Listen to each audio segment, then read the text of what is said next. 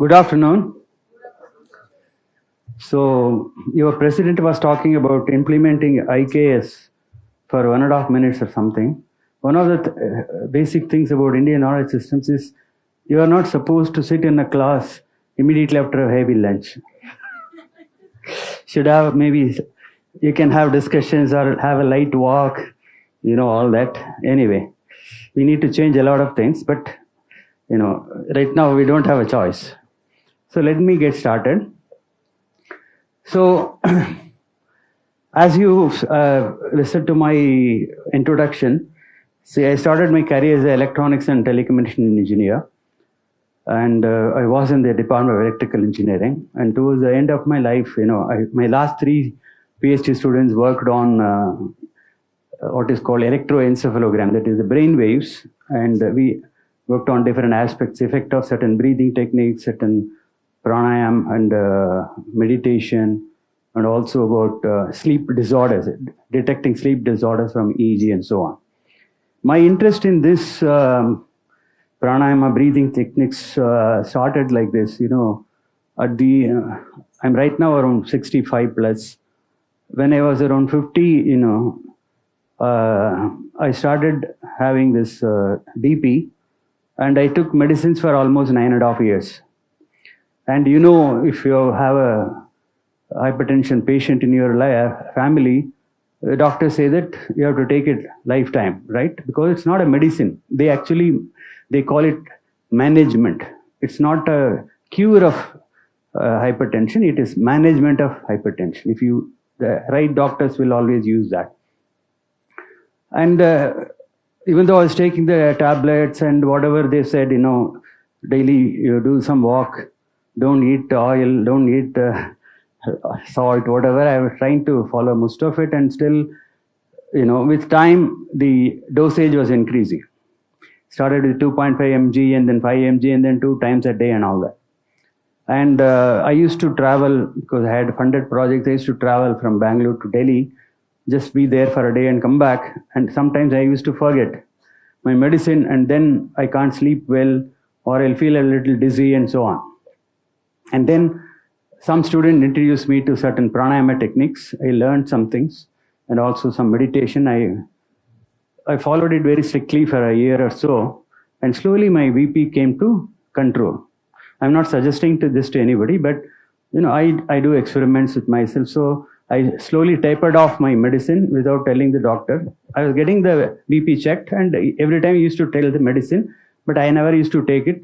And slowly I tapered off and finally stopped. It's 5.5 years now till I completely stopped my medicine, and I'm perfect. Okay, I have no issues. Once in a while I check my BP and I sleep well, I don't have any issues.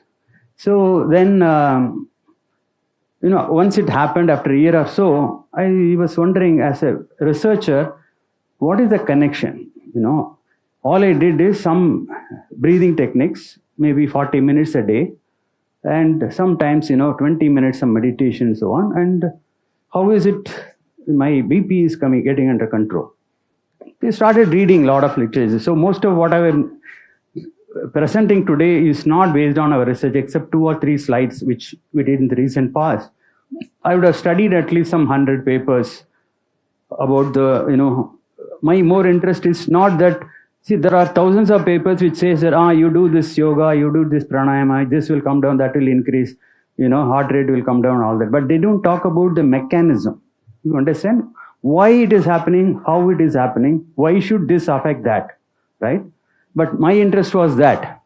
So I had to really dig through many things, and then this is kind of put up by myself, and I was happy with what came, but I was not sure, whether people like you from life science will accept that, because I never had any background in life science. I didn't even study biology in my school.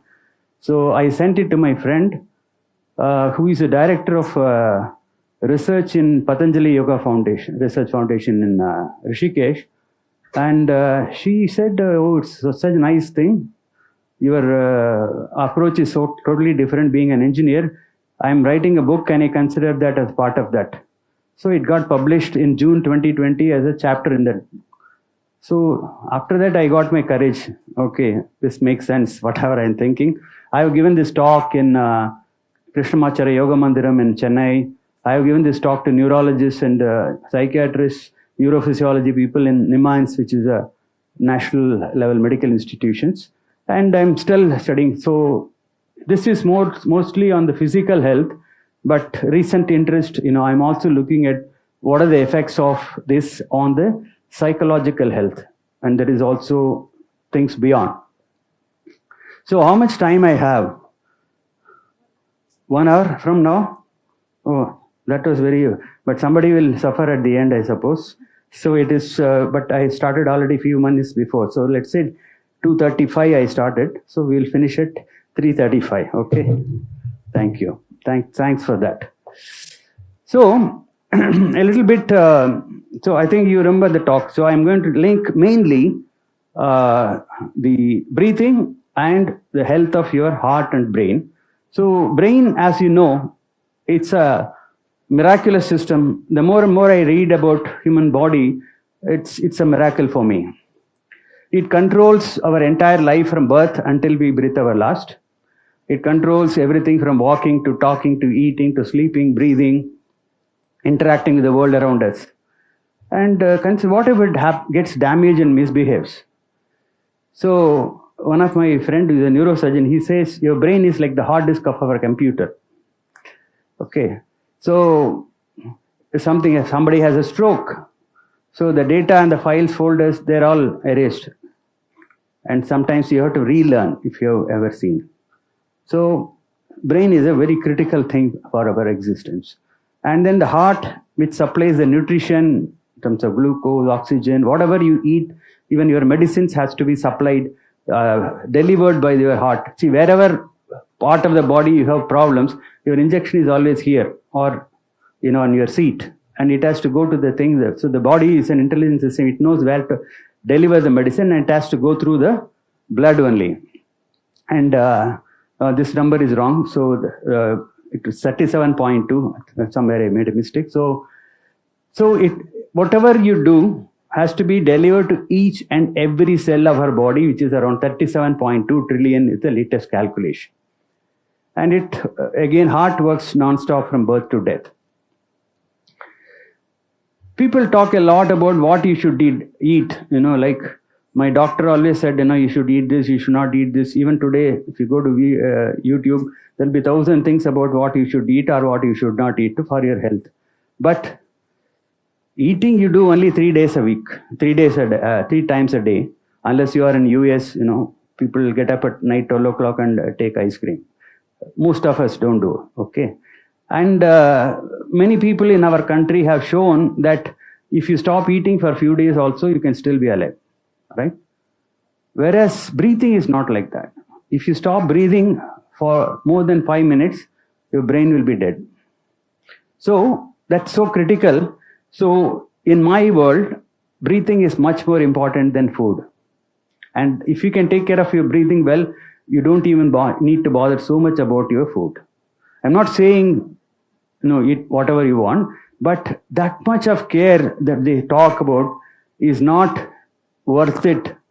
You need to become a PhD in what you should eat, the way doctors talk about now. But if you take care of your breathing, you can relax. So breath work is the only intervention that can transform us at all levels. This I'm knowing it because last weekend I attended a thing called 5-element breath work. It's a very intense breathing. You breathe inside the water, that is up to the neck in the water or up to the neck in earth or, lying very close to fire.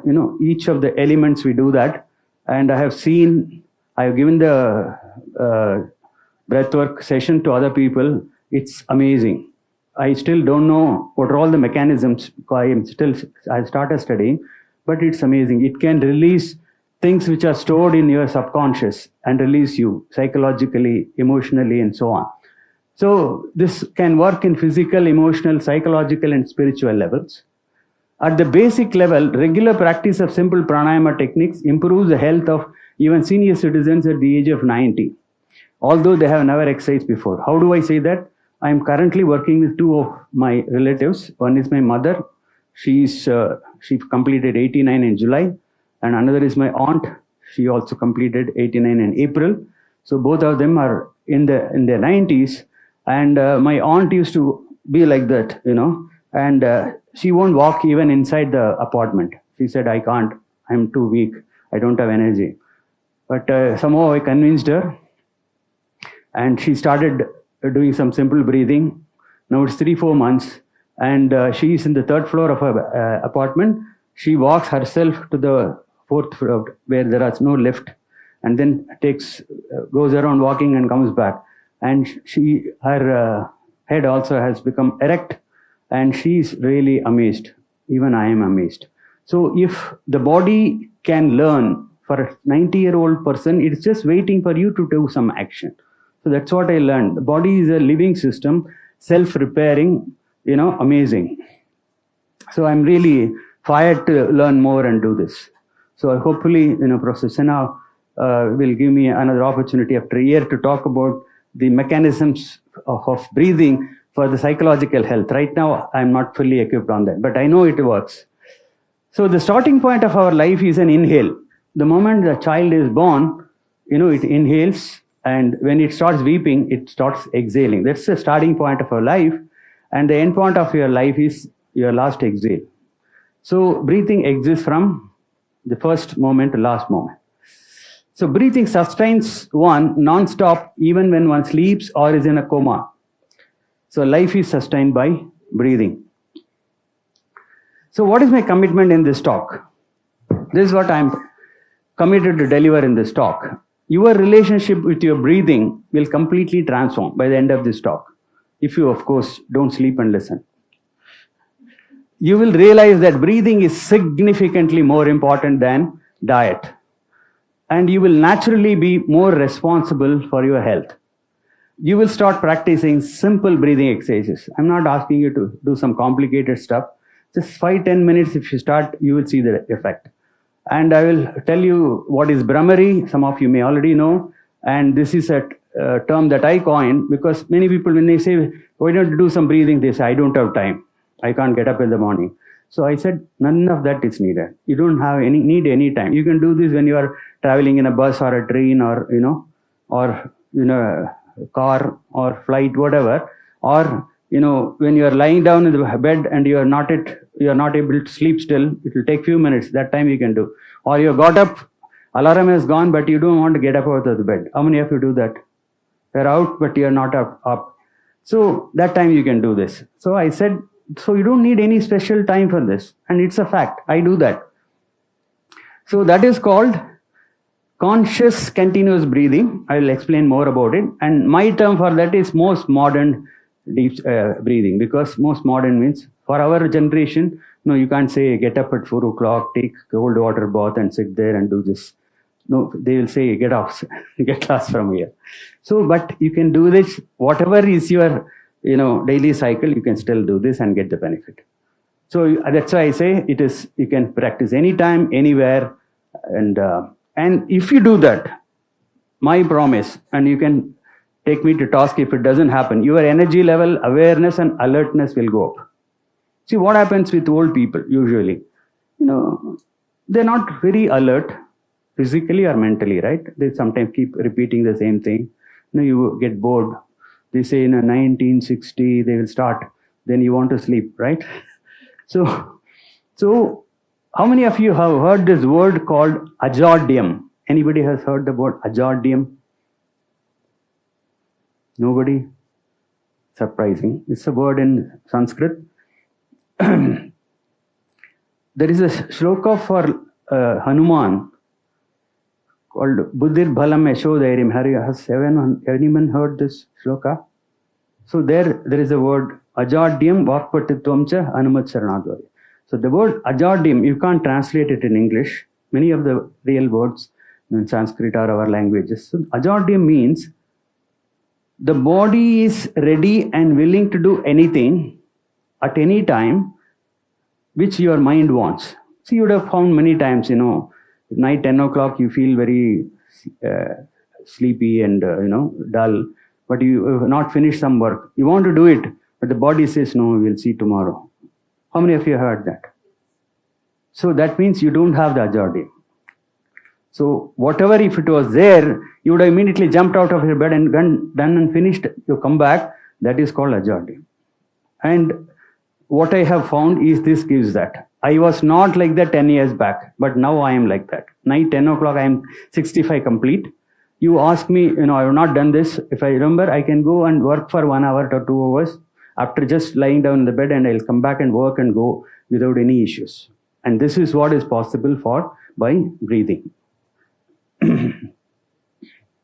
Okay. So thanks, Professor Shena, for this opportunity. And I have very long list of people whom I need to thank for my life, whatever I learned. So we'll proceed. So, like your president said, it shouldn't be only theory, okay? So we need to do also a little bit. So I want you to, all of you to sit erect. Don't use the back, sit erect. Sure, if you don't like to do it, it's fine. Relax. So sit erect with your back erect and close your eyes. I hope all of you know what is belly breathing and chest breathing. Belly breathing means, when you breathe, mainly your stomach goes up and down. Your diaphragm is active. Chest breathing is mainly your chest goes up and down. There is less of, all the time there will be both will be there to some extent, but what is primarily moving that is what I want you to observe. And what happens when you close your eyes, we are not doing a meditation or prayer or anything. When you close your eyes, 75% of your sensory input to your brain will be off. So you will be able to attend to yourself better because you're not seeing anything from outside. That's the only purpose of closing your eyes. So I want you to close your eyes to observe yourself I will tell you two different things. First, few breaths, you have to keep your hands on your thigh like this. The palm facing the bottom or the floor or the thigh. Okay. And then do some deep breathing. Okay. As deep as possible, as comfortable as possible. You don't need to do your best. Okay. Just be deeper than usual, right? And then see whether this is moving more or this is moving more. And once you are clear about it, then you flip. You put the palm facing the this top, okay? And then continue another few breaths and see whether you can see any shift, any difference. Shall we start? Yeah. Ready? Close your eyes, start.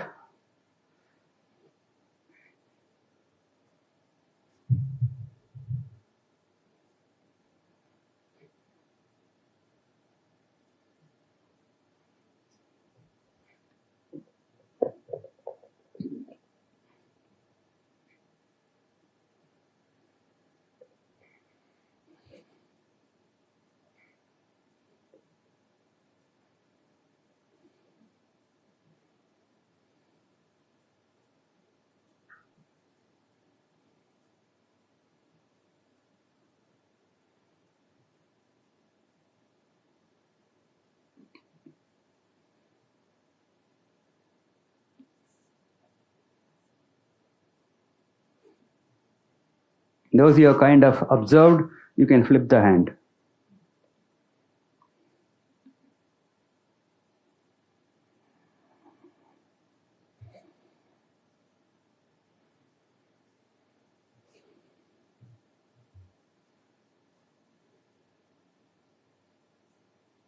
Keep your hands on your thighs.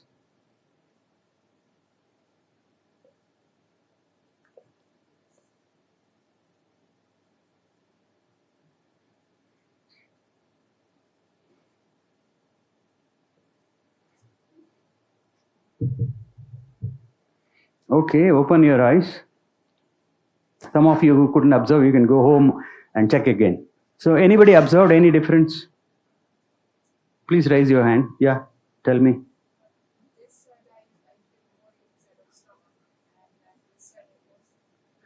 So your name, please, madam? Chetana. So Chetana says that when she kept her hands this way, it was more of belly breathing, and when she flipped, it was more of chest breathing. How many of you felt a similar thing? You can look around. So there are many people, right? For some people, you see that this is a major thing. If you've seen it other way around, it's possible that, you're not, it's not easy to observe ourselves. We are used to observing the world, not ourselves. So you need to do a little more, or your belt may be very tight. Okay, that also disturbs. Okay, so even such simple things, just flipping this makes a difference. Can you see that? Or at least 20, 30 people said that they could observe this. Okay, rest of it with some practice, you can do that. So there are many things within our body which we don't know what is working. If you ask me why, I still have not found out. The moment I find out, I will let you know. Through Dr. Akhilesh or Professor Sinha, and they'll let you know. So, what is our natural breathing rate? Anybody can say what is our normal breathing rate of an adult? 72 is heart rate. If 72, you will blast if it is your breathing. Huh? 16, okay. Any other numbers? 16 is actually very good. But, normal adults, it will vary from 20 to 30. Okay. And with age, unless you are doing pranayama or something, it will keep increasing. It will become shallow and number of breaths will increase. And, there is no proof for what I'm saying, but in our ancient books, it says that your life is given, if you believe in God or nature, is given in terms of the number of breaths and not in terms of the number of years. So if you slow down your breath, you can increase your life. That's what it says. Okay, don't ask me for proof because I don't have any proof. But there are some indirect indications. How many of you know what is the lifetime of a dog? 9? So it's around 10 to 15 years. Okay, it varies. And do you know the breathing rate of a dog? When it is not doing anything, just lying down, it's more than 30. See, dog usually always like that. It's always fast, right? And which animal lives longest? Tortoise. Very good. So you're all life sciences, so you know better than me. So for me, I had to learn. For you, it is a kindergarten subject. So see, there are tortoises. Easily they live up to 180 years. Some of them live up to 300. Okay. And do you know this breathing rate of the tortoise? 4 per minute. Okay. And see, we generally say that if somebody is heavy, they may get health issues and all that, right? We generally believe it's not really true. Our Ayurveda man, I would have told you, I don't know, I had to leave. So I don't know whether he said, see, if you are a Kapha personality, you will be stout. So it also depends on many things. There are any number of stout people who have lived very happily without diabetes, without BP, had a good life. So it doesn't mean anything. Okay. Anyway, coming back. So elephant, which is so stout, it's tons, but elephant lives up to 80 years. And its breathing rate is also comparable to tortoise. So we have some indirect indications. So if you breathe slow, you can live long. And if you breathe very fast, and so now you are trying to see what is your original breathing rate and how much you can reduce. Okay. With not too much effort. Like I said, don't breathe with a lot of effort. Similarly, you slow down a little bit. Comfortably, you slow down and see how you are changed. So the way I will do it is, I will have a timer. You again close your eyes because it's easier to observe, and this thing. All you have to do is breathe normally. Whatever is your normal breathing, you don't do anything new. Just observe your breathing. Observe your normal, regular breathing. And just count the number. One inhale and one exhale is one cycle. Like that, I will tell you when the 1 minute is over, and let's see how many times you are breathing. And then we will change. I'll ask you to slow down, and then you can check how much we are able to change. Okay. So are you ready? So I'll say 3, 2, 1, start, and then you close your eyes and start counting. Okay? 3, 2, 1, start.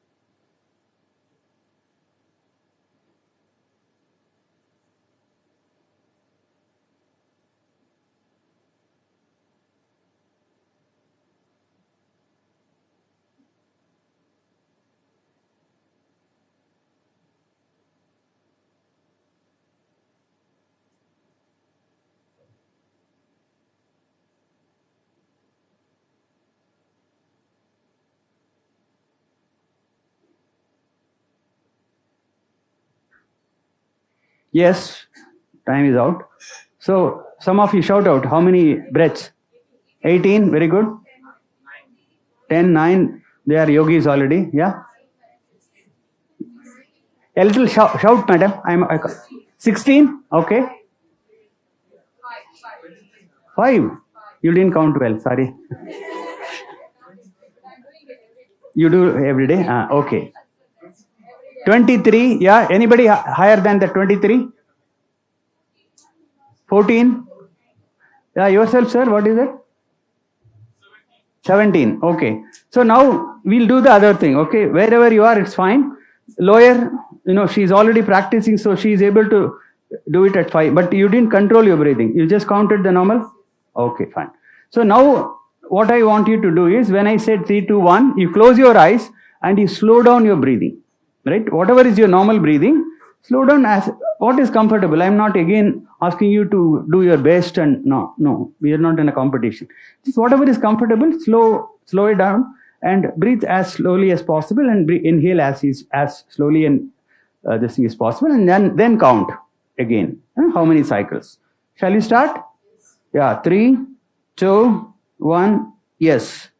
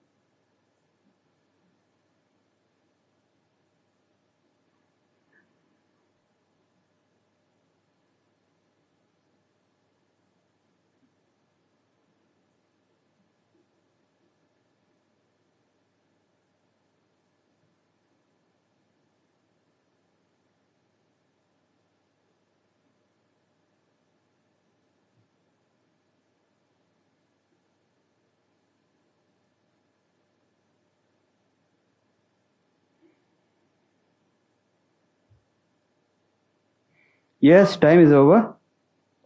Now, from 16 to 8, okay. 10 to 4, 9 to 4, 19 to 6, yes sir. 20 to 9, very good. Somebody was 17 there. 20 to 9, I can't hear sir, a little louder. 1, 3, okay. Yes sir, you said something? 16 to 8, so okay. So we don't have time to listen to everybody. So you got that, no? Roughly people can reduce almost, bring it down to half, right? So of course she is already 5, so I didn't ask her. You don't need to reduce further, okay? That is already very good level, okay? Yeah, please. Yeah.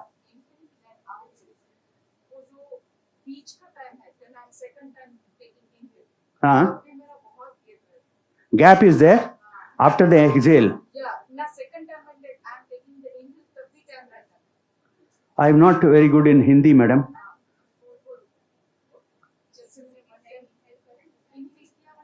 Yes. Yes. Right. Yeah, I understand. So she used our technical word kumbhak. So this is just a pause, okay? So this is also something I don't have enough time to do all the experiments that I want to do. I should give me two hours next time, Professor Sinasaba, I will ask. So you can do that later. In fact, I was telling you about that most modern breathing. The most modern breathing is one in which there is no pause. Thanks for asking that question. That's why it's called, the other name, technical name for it is conscious, continuous breathing. Conscious means, because normally we are not aware of our breathing, right? Even if you are sleeping, it goes on. You don't need to be conscious. But you need to be conscious first. Then you need to make sure that it's absolutely zero pause. It has to be like, you don't need to fill up. Like, let's see this.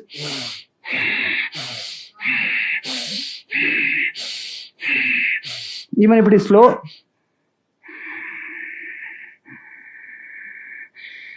so there are two aspects. One is it's continuous, no pause. Another is it's a constant rate. You all know what is rate, right? The amount of air that you are taking in per second or whatever time, that's almost constant throughout. So you are not initially, if you're not careful, if you ask you to breathe maximum, initially you will inhale more, but once the lung is almost full, then you slow down. You will try to somehow inhale. So the rate is not constant. So you need to do it such a way that is comfortable. You don't have to fill your lung, but just deeper enough. And then once it is deeper enough, you start exhaling at the same rate. Inhale at the same rate, exhale at it's like.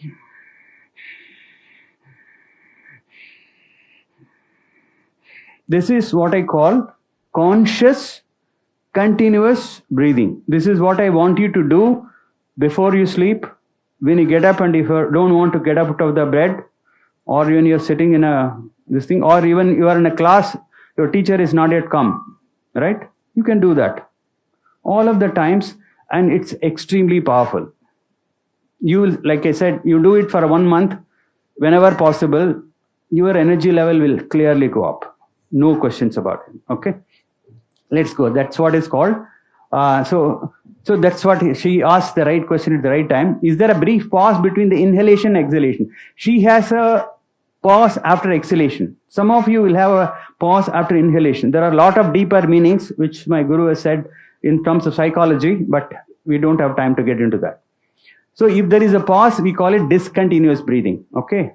It's not wrong or bad. It's just called discontinuous. That's all. So continuous means there is no pause, like I said. So this pause that she has is distinct from intentional breath hold. See, there are some pranayama techniques. It says you inhale, hold for some time, exhale, and sometimes hold for some time on it. So that's a different thing. But what I'm saying is the normal breathing itself, you are not doing anything. You are just observing, and you find that it's not instantaneously going back after inhalation, or it's not instantly starting back after exhalation. So that is what is called discontinuous. And when you are consciously breathing, I want you to avoid that pause. So what I learned in the last weekend, which again, don't ask me, I don't have any proof. When I have it, I will tell you. Prolonged deep, this conscious continuous breathing increases the proportion of prana, which is the life force that enters in each breath. So what is prana? I still don't know how to explain, but I have experienced what it is. I learned this specific breathing where you have to intensely breathe for more than 1 hour. I continued for almost 1 hour, 15 minutes. And that was the best of my session. I would have done almost 15 sessions in the past few months. That day, night, I didn't get any sleep. I thought something is wrong. Okay. But I tried all my techniques, nothing worked. So I gave up. At 4 o'clock, I got up and took bath and started doing my work. And next day, I asked my guru, I asked him, this is what happened. He said, are you feeling tired? I said, no, I'm not feeling tired. And the next day, throughout, there were classes, the last Sunday. And I could attend fully with total alertness. I took notes. In fact, I was the one who wrote the notes and supplied to others. Okay. So I told him no, because as a faculty, many times I have been awake throughout the night when, some deadlines were there and all that. But next day morning, I'll be completely gone. Okay. You have to sustain yourself with coffees and washing your face throughout the day. Okay, I will be feeling sleepy, dizzy and all that. But this day, I was perfect. I asked him, he said, that is what is prana. You have been filled with prana, that's the life energy. And that is the energy with which people in the Himalayas, you would have seen, some sadhus, see, they won't get nutritious food, right? Nobody will give them apples and all that, vitamins and all that, right? So no keto diet, nothing. But they are very healthy. He says because they breathe in more prana than oxygen. Similarly, children. He says children, most of you would have seen a child which is 1 year old, mother is so tired, but the child will be full energy at night, 10 o'clock, right? Or all the mothers know it well. So he said it is because the mind is free, it inhales more prana. Prana is also there, it seems. Along with air, prana is kind of energy. Okay. And under certain circumstances, you can inhale more prana.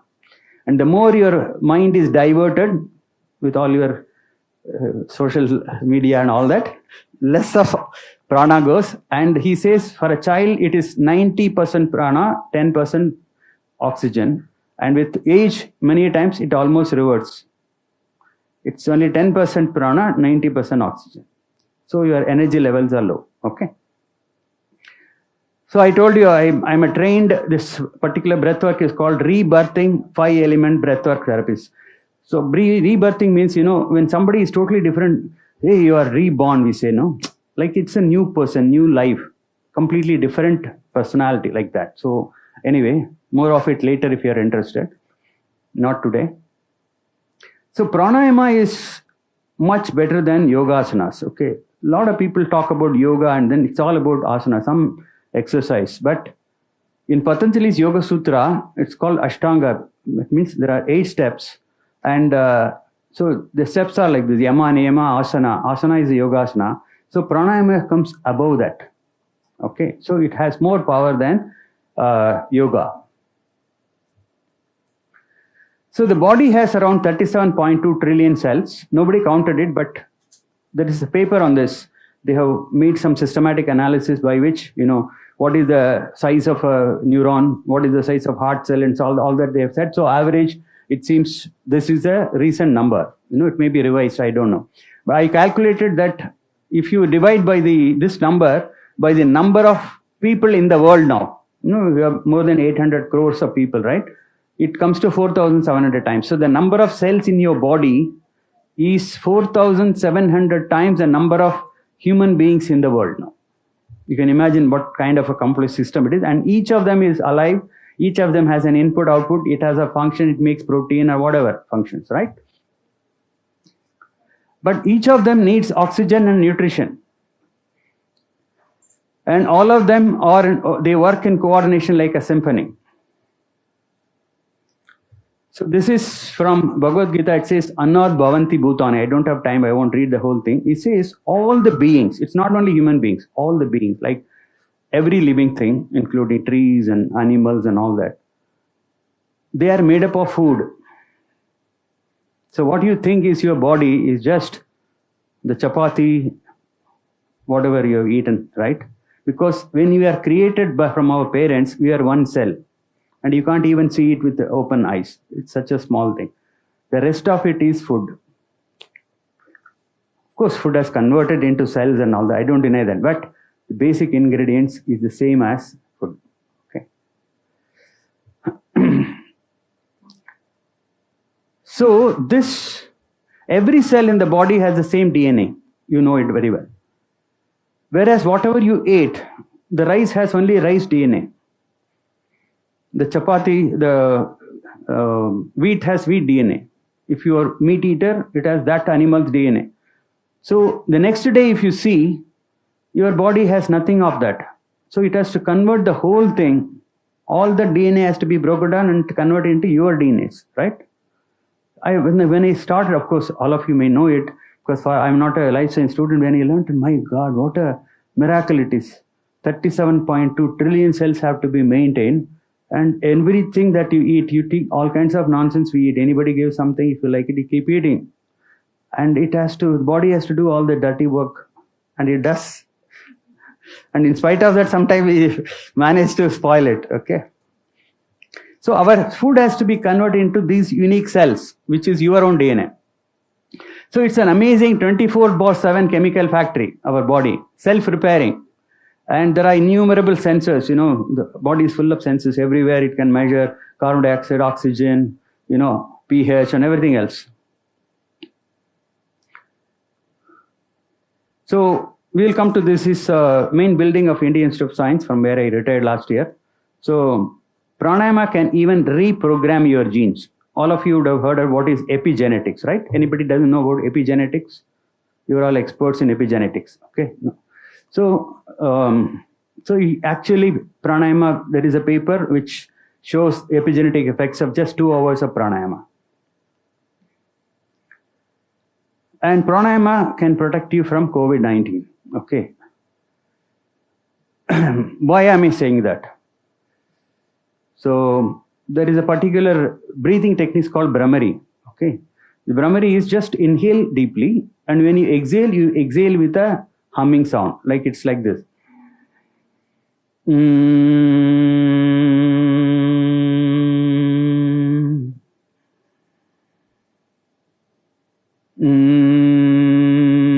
So you are breathing through your nose only, inhaling peacefully deep, exhaling with a humming sound.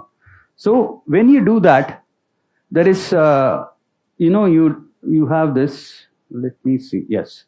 So these paranasal sinuses, which are, cavities behind your nose. And so most of you know that it has properties. It humidifies the air, it preheats the inhaled air. It can increase the resonance of speech, and it can serve as a crumpled zone to protect vital structure in the case of a facial trauma and so on. But not much known is they also produce a gas called nitric oxide. Okay, and this is going on all the time. All of us, we have a nitric oxide generator in your sinus cavities. And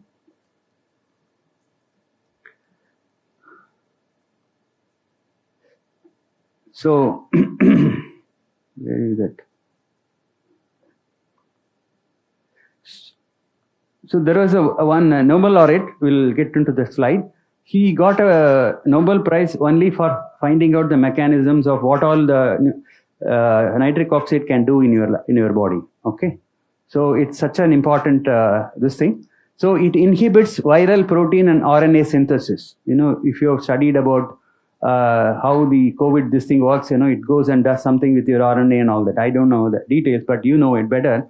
And it actually inhibits the replication of the SARS-CoV-1 virus. That was a paper was written in 2005.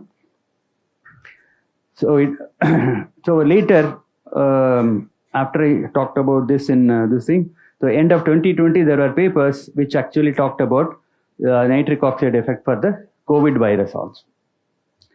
Nitric oxide has a well-known property of reducing blood pressure by dilating your blood vessels. All the lumen of your blood vessels in those epithelial cells, they can produce nitric oxide when it is needed. And I talked to some doctors. This when a child is born premature, let's say 7 months, 6 months, and all that, they put it in this thing. They check whether the lung is good enough. If the lung is not fully developed, they actually add nitric oxide to the air and give it, because the nitric oxide expands the blood vessels in the lung and it helps absorb more oxygen. So it's such a powerful chemical, but the body has it already. So when you inhale, when you do the humming breathing, there is a scientist who proved that the production of nitric oxide, not production, release of nitric oxide into your breathing increases by 15 times, not 15%. 15 times, 1,500 times percentage. So nitric oxide has also been shown to be involved in neurogenesis. You know what is neurogenesis? New neurons are formed, and where in hippocampus. You know how important it is when you can get neurons. But of course, this study has been done in rats, and people assume that similar thing must happen in the human beings also.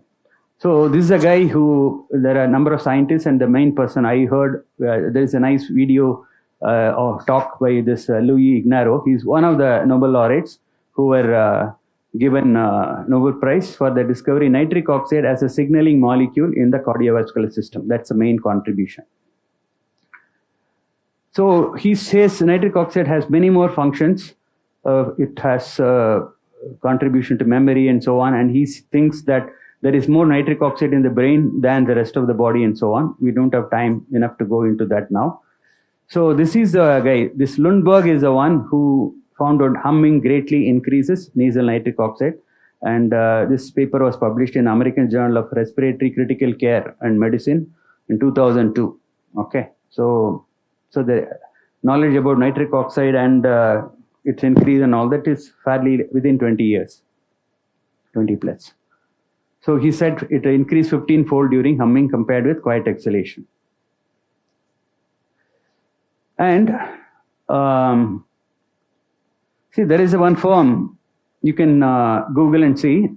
It's called Sanitize. It's a Canadian firm, and somewhere in 2021 they claim that they have created a nitric oxide nasal spray, and you just spray it and it kills 99.9% of the COVID vaccines and COVID viruses. Okay, but of course by that time it was going down, so I don't know what happened to their business. But anyway, they claim that. And so see, not only Brahmari. So any time you say the it's the same thing happening. So probably that's why somehow in all cultures, the way you call your mother, it's always involves okay, whether it is Amma or Ammi or Mommy or Ma or Mata or whatever. So all of us, who is lucky to have a mother alive, when your mother is there, you feel relaxed, right? Maybe, it's partly nitric oxide also, I don't know. And also there are some prayers. How many of you have heard of Chamakam? Rudram Chamakam? Yes. So this Chamakam is like this, Pranastame, Vyanastame, like that, me, everything. It lists something like 350 things. It prays to the God, you give me this. It actually says, you give me Goduma, you give me gold, you give me this, It prayer is about what all you need for a human being, everything is listed. It's a very ancient Vedic prayer. And every word ends with may. Okay, I don't know the meaning of the may there, but the ma is there. Probably, it was all planned, or other things have, some chantings will end with namaha, right? Namaha is like namaskar, something. So that also has ma. So any of the mas, you can even hum a song, your favorite song, you get nitric oxide. Anyway, I'll skip this. Wounds also need oxygen to heal. So I'm trying to say how important is, I have only 11 minutes, I need to go faster. So this I got from the website of Johns Hopkins Hospital. So they use hyperbaric oxygen therapy for wound healing. Somebody has a fire wound and then a very serious wound, and they are not recovering fast, the wounds, because it's most of the skin might have gone. They put them into a chamber and it's pumped with hyperbaric, means oxygen with pressure higher than the atmospheric pressure, and it accelerates the healing. So oxygen has all these benefits. And when you normally breathing, that's the way you are looking at just observing your breathing, 23 muscles are active, and all of them are active when you are inhaling. When you are exhaling, it's just like a balloon going, okay. So,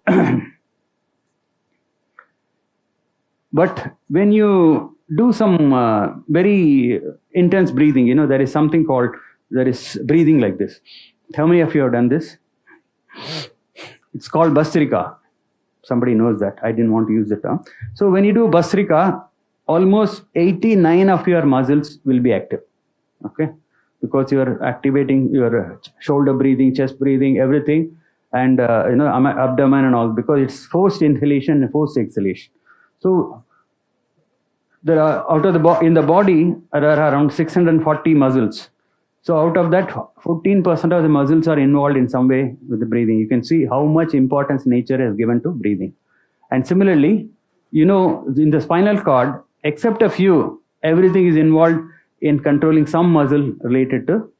Some of them will be there active only for normal breathing. Some of them will come into picture when you do forced breathing, forced inhalation or exhalation. Again, not much enough time. You can see that C1 to C5 here, T1 to T11, 11, and here another 2. So something like 17 spinal nerves are involved. So let's skip that again. And how much you can increase the intake of oxygen. I was shocked when I found this. It seems adult, when you breathe normally, around half a liter of air goes in. But when you do the best possible, maybe with some practice and all that, you can inhale up to 4.5 liters. So from 0.5 liters, you can go to 4.5 liters. I couldn't believe it. Is it really true? Then I Googled, it's there in everywhere. You can get many references for that. So all of that is possible. And there is something interesting called respiratory sinus arrhythmia. How many of you know respiratory sinus arrhythmia? Sorry, I don't pass you in life science. It's a very important phenomenon. So respiratory, it's about breathing. Rhythm, something that goes in a rhythm. Arrhythmia is when the rhythm is disturbed. And sinus this refers to something called a sinus node, sinoatrial node. In the top right of your heart, there are some cells which are like oscillators. They keep giving electrical signals like that, which is the starting point of your heart pumping. This is the electrical signal, and that starts the heart is a muscle, So that is the sinus that is mentioned here. It's a sinoatrial node. So when you do breathing, it changes the rhythm of your heart. That's what it means. And this is not only for human beings, for all the vertebrates it happens. When you inhale, your heart rate goes up during that time. When you exhale, your heart rate comes down. It happens all the time. So when you do a very slow and deep inhalation, your heart rate keeps on increasing for a longer duration, and it can also decrease. And in our experiments with young people like most of you in my lab, people can easily change their heart rate up to 20 beats per minute just by deep breathing. They are not yogis or people who do regular, like our friend here, who has practiced a lot. We are calling specifically, we have called people who are not doing any yoga, pranayama, this thing, and they are able to change by doing deep breathing. They are able to change heart rate up to 20 beats per minute. Okay, so that much is possible for us. And so I say, together with deep breathing and this respiratory sinus arrhythmia, just sitting and doing deep breathing is an amazing heart-lung exercise. So what do you do when people say, you have to run or you have to walk? Your heart rate increases. And they say, you dance with that music and it has to double and all that, right? You don't have to do anything. Just sit there and deep breathe. Your heart is exercised. That's what I found. And because of which, I got the benefit of, my BP getting controlled. This is one slide which we have taken from our, this thing. Not only the heart rate changes, but even the amplitude of the ECG, electrical activity of the heart. You can see that, this is our, this blue thing is actually our breathing signal. So this is inhalation, this is hold, exhalation, hold. But the transducer is not linear. So when you are holding, it still moves a little. You should trust me that it's where they were actually holding. During the hold, you can see that amplitude is almost same. But when they are exhaling, the ECG amplitude, this is the red thing is ECG amplitude. Each one is a ECG beat. It increases. And then again they are holding, it's here, that's constant. So when they are inhaling, the ECG amplitude comes down. So there is an inverted this thing for the ECG amplitude also. Along with that, also rate changes. This is rate. So this is again, the blue is the breathing signal, and the orange is the heart rate in beats per minute. So you can see the beats per minute goes from 75 to 95. So as they inhale, the heart rate also increases. And when they exhale, heart rate comes down. This is well known in respiratory sinus arrhythmia. But what we found, and we published this the first time in the world, is that when you are holding the breath, also they were breathing around 2 breaths per minute. And during the hold also, the heart rate is fluctuating. So when we wrote the paper, they said the interesting observation, tell us what is the mechanism. I said, I am an engineer, I don't know the mechanism. I can only tell what we observed. You give the mechanism. Then they published it. So anyway, you should, some of you should study and tell me the mechanism. So there are papers which says breathing modulates the cerebrospinal fluid flow rate. You can check, there is one paper here, respiration, a new mechanism for CSF circulation, Journal of Neuroscience. There are other papers, if you want, I can give you. So there's so much, the brain and breathing are involved. So, we recorded EEG during different breathing states, and one of my postdocs could distinguish whether somebody is inhaling or exhaling or holding after inhale or holding after exhale. These 4 states, we could distinguish up to 95% classification only by observing EEG, only extracting some features from EEG. So you can see how closely they are connected. So in one way, yes, when you are controlling the breathing, you are consciously using your brain to control the breathing. But there is also feedback that it is changing your EEG also. So since there is less time, I have 3 more minutes from what was given. So this is another thing you have to read. There is a German scientist called Otto Warburg who got a Nobel Prize. He was a biochemist. He said, cancer basically needs a low oxygen environment to survive. So he took 40 rats, 20 rats, all of them he created cancer by doing whatever he did. And in one of them, around the cancer tissue, he made sure that it is properly perfused and enough oxygen is available. And the cancer was staying there. It did not spread and they were alive after 15 days. The other set of rats, they didn't do anything. They all died after 15 days. So he showed that cancer can only spread if there is dearth of oxygen. Unfortunately, doctors don't do anything. So we need to do this thing about deep breathing for cancer patients, even if they are going through some treatment. What is the effect of breathing, that we need to do that? There is some paper actually on that, but again, not. So let me end with this epigenetics.